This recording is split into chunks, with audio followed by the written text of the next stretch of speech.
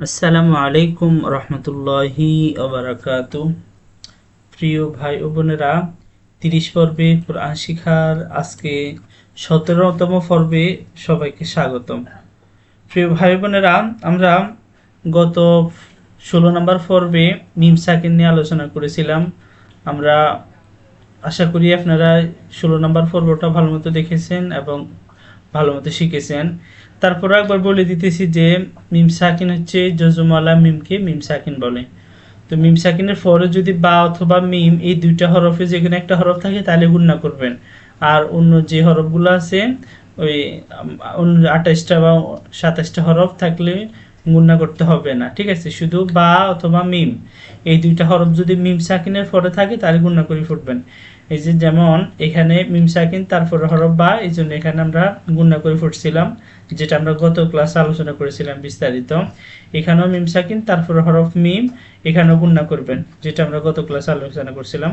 তো আজকের ক্লাসে আমরা শিখব একাদশ পাঠের র পড়ার নিয়ম। অর্থাৎ এই যে যে রটা আছে এটা কোথাও আপনার মোটা করে ফুটতে হবে, আবার কোথাও পাতলা করে ফুটতে হবে।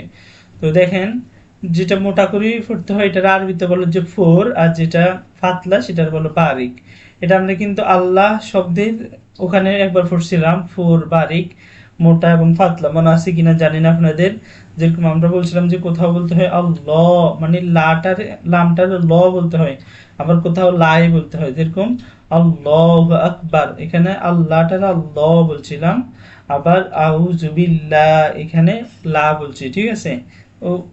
ওই নিয়মটা আমরা আগে আলোচনা করছিলাম। তো আজকে ঠিক সেরকমই র পড়ার নিয়ম, কোথাও রটা মোটা করে ফুটতে হবে, আবার কোথাও পাতলা করে ফুটতে হবে, ঠিক আছে। এখন দেখেন, র 5 অবস্থায় র কে ফুর করে ফুটতে হয়, তাহলে ফুর মানে কি মোটা, তাহলে 5 অবস্থায় র কে মোটা করে ফুটতে হবে। তাহলে এটা 1 নাম্বার যেটা আছে সেটা হচ্ছে, দেখেন, র এ জবর অথবা ফেস থাকলে সে র ফুর করে ফুটতে হয়।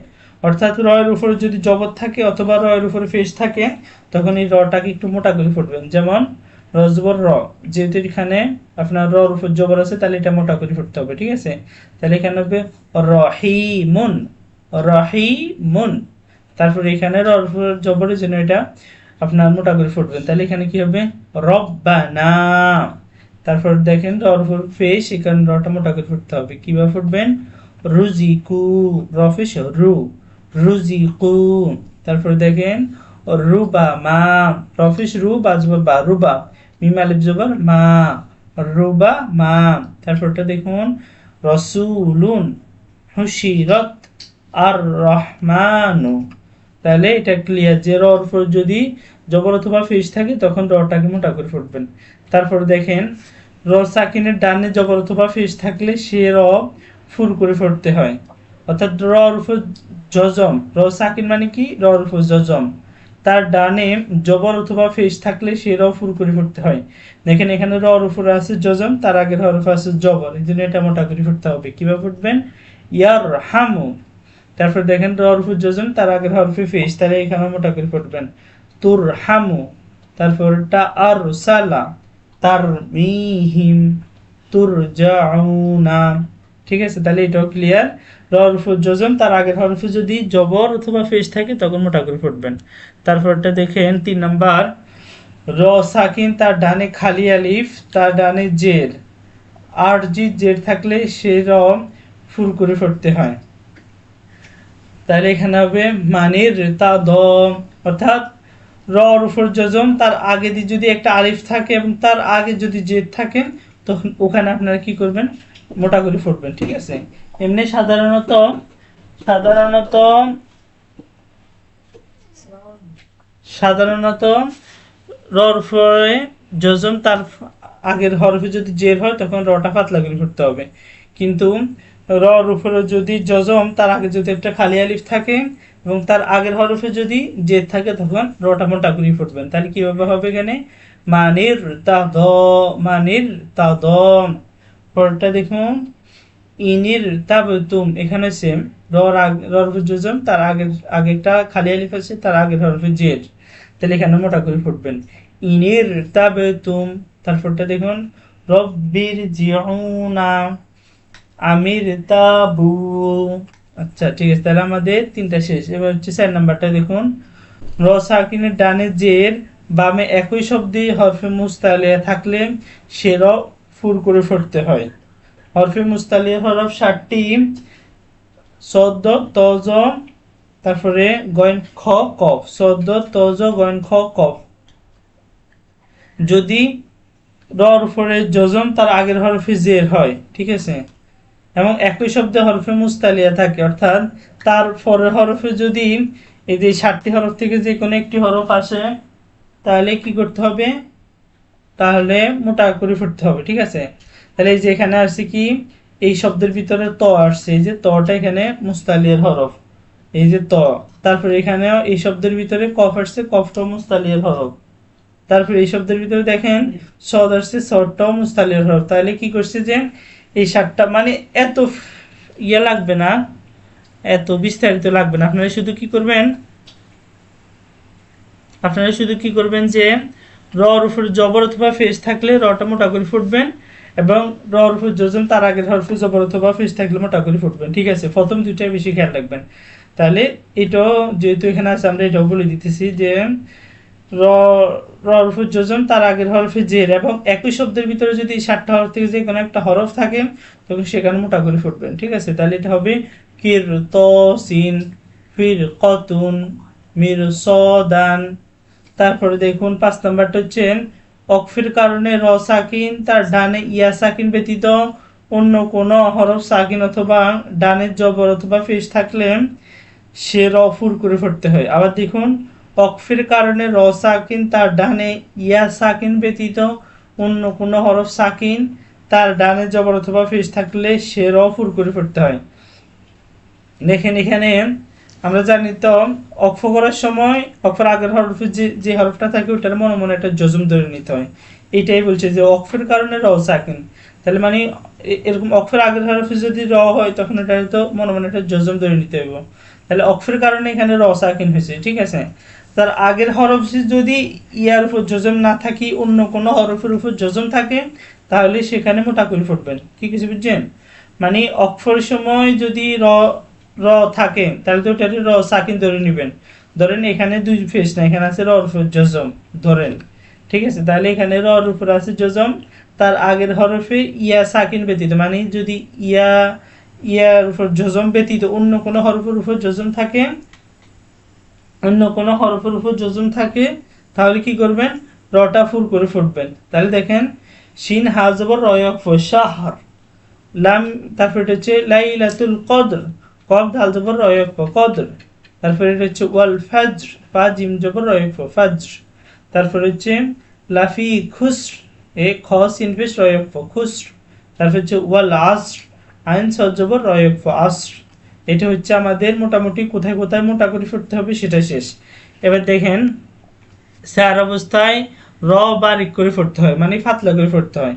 অর্থাৎ 1 নাম্বার হচ্ছে র এ জের থাকলে সে র বারিক করে ফুটতে হয়, অর্থাৎ রয়ের নিচে যদি জের থাকে তাহলে এটাকে মানে পাতলা করে ফুটবেন, আর রয়ের উপরে যদি জবর অথবা ফেস থাকে তাহলে মোটা করে ফুটবেন, ঠিক আছে। তাহলে এটার সাথে ওইটার সাথে মিলাই নিলে আর একটু ক্লিয়ার হয়ে যাবে। তাহলে এটা হবে রিজালুন রিজকান মিন শাররি আমরিনা জারিয়াতুন। এখানে আপনাদের একটা প্রশ্ন, সেটা হচ্ছে যে এখানে কিসের গুণ হবে, কি দেখি বলেন তো দেখি, 2 সেকেন্ড সময়, এখানে কিসের গুণ হবে বলেন তো দেখি।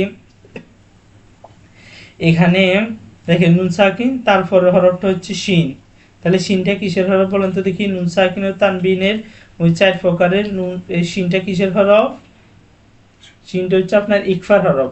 তাহলে নুন সাকিনের পরে যদি ইকফার হরফ থাকে তখন গুণনা করে ফুটবেন, তাহলে এখানে হবে মিন শাররি, তাহলে এটা কিসের গুণনা, ইকফার গুণনা।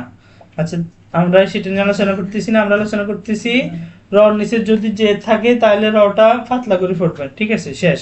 এবার হচ্ছে 2 নম্বরটা হচ্ছে র সাকিনের ডানে জের থাকলে বামে একই শব্দে মুস্তালিয়ার কোনো হরফ না থাকলে সে র বারিক করে ফুটতে হয়, অর্থাৎ রর উপর জজম এবং তার আগের হরফে যদি জেদ থাকে তখন ওখানে চিকন করে ফুটবেন। ওই যে আমরা আগে 7টা হরফ পড়ছিলাম, ওই 7টা হরফ যদি এই শব্দের ভিতরে না থাকে তখন এখানে পাতলা করে ফুটবেন। তাহলে এটা হবে ফির আও না, ফির আও না মিরফাক, উমিরতু, ওয়াসবির। ঠিক আছে, তাহলে এটা ক্লিয়ার।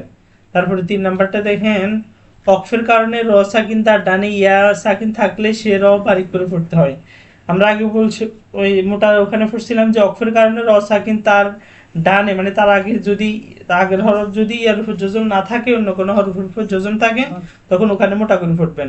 আর এখানে হচ্ছে যে অক্ফের সময় র সাকিন এবং তার আগে যদি ইয়ার উপর যোজন থাকে, তখন এখানে পাতলা করে পড়বেন। ঠিক আছে, তার এখানে হবে খবির, কদির, বাসির, খৈর। ঠিক আছে, 3 নাম্বারটা শেষ। 4 নাম্বারটা দেখেন, অক্ফের কারণে র সাকিন তার ডানে যে কোনো হরফ সাকিন তার ডানে জের থাকলে সে র বারিক করে পড়তে হয়। মানে অক্ফের কারণে র উপর তো এখানে জজম ধরে নিতে হবে, যেহেতু অক্ফ হইতেছে তাহলে এখানে র উপর একটা জজম আসবে। এবং তার আগে বলছে যে অন্য কোনো হরফের উপর সাকিন এবং তার আগের হরফের যদি জের থাকে, তখন সেখানেও কিভাবে পড়বেন, যে সেখানে আপনার পাতলা করে পড়বেন, বারিক করে পড়বেন। যেরকম জাল কাব জবর রয়ক ফ জিক্র, বা কাব জের রয়ক ফ বিক্র, সিন হাজের রয়ক ফ সিহ, হা জিমজের রয়ক ফ হিজর। তাহলে আমাদের কোথায় মোটা করে পড়বেন, কোথায় পাতলা করে পড়বেন সেটা শেষ। এবার দেখেন ইমালা, এটা হচ্ছে ইমালা। ইমালা অর্থ ঝুঁকানো। কোরআনুল কারীম তেলাওয়াতের সময় কোনো জবরযুক্ত হরফ উচ্চারণকে জেরের দিকে ঝুঁকিয়ে দেওয়া, অর্থাৎ পুরোপুরি জের না, তবে জেরের দিকে একটু ঝুঁকিয়ে দেওয়া, যাতে উচ্চারণের সময় আওয়াজ জবর এবং জের মাঝামাঝি অবস্থায় আদায় হয়। এভাবে আদায় করাকে ইমালা বলে। ইমাম হাফস রহমতুল্লাহি আলাই এর কিরাত অনুসারে সমগ্র কোরআনুল কারিমের মধ্যে শুধুমাত্র 12তম পারায় সূরা হুদের 41 নম্বর আয়াতে এই শব্দটি আছে। শব্দটির র উচ্চারণের ক্ষেত্রে ইমালা আদায় করতে হবে। এখন দেখেন এখানে আছে কিন্তু র খারাজের রি, র খারাজের রি। এখন কিভাবে পড়বেন, এখানে যেহেতু বলছে যে ইমালা, আর ইমালাটা হচ্ছে জবর এবং জের উচ্চারণের মাঝামাঝি। ঠিক আছে, আমরা সহজে বলতে পারি যে ইমালাটা হচ্ছে বাংলাতে এ কারের মতো, এ কার। তাহলে এখানে পড়বেন মাঝে রে হা, রিও বলা যাবে না, র বলা যাবে না, এখানে বলবেন যে মাঝে রে হা। এটা পুরা কোরআন শরীফের ভিতরে শুধু এক জায়গায় আছে, পুরা কোরআন শরীফের ভিতরে শুধু এক জায়গায় আছে। ঠিক আছে, তাহলে আমাদের কিন্তু আলহামদুলিল্লাহ কোরআন শরীফের যত নিয়ম কানুন আছে সবগুলা শেষ। আমরা কালকে থেকে আমরা এখান থেকে এগুলো কিন্তু কোরআন শরীফের সব আয়াত আমরা এখান থেকে প্র্যাকটিস করবো ইনশাআল্লাহ। আমাদের 45 পৃষ্ঠা শেষ। আমরা এই বই থেকে 49 পৃষ্ঠা পর্যন্ত পড়বো, তারপর আমরা কোরআন শরীফ থেকে প্র্যাকটিস করবো ইনশাআল্লাহ। তো যারা এই এখনো ভালো মতো এগুলা দেখেন নাই বা ভালো মতো শিখতে পারেন নাই, আপনাদেরকে অনুরোধ করব পিছনের গুলা একটু ভালো মতো শিখে নেন, কারণ এগুলো তো আপনার রিডিং পড়তে হবে না। তো এগুলো রিডিং পড়ার জন্য আমরা যে প্রথম যে কয়েকটা ক্লাস নিয়েছিলাম ওগুলো খুবই গুরুত্বপূর্ণ। তো আশা করি সবাই প্রথম ক্লাসগুলো খুবই মনোযোগ সহকারে করেছেন। তো ইনশাআল্লাহ প্রস্তুতি নিন, আমরা ইনশাআল্লাহ আর 1 সপ্তাহের ভিতরে কোরআন শরীফ শিখবো ইনশাআল্লাহ। তো সবাই ভালো থাকবেন, সুস্থ থাকবেন। আজকে এই পর্যন্তই। আসসালামু আলাইকুম ওয়া রাহমাতুল্লাহি ওয়া বারাকাতুহু।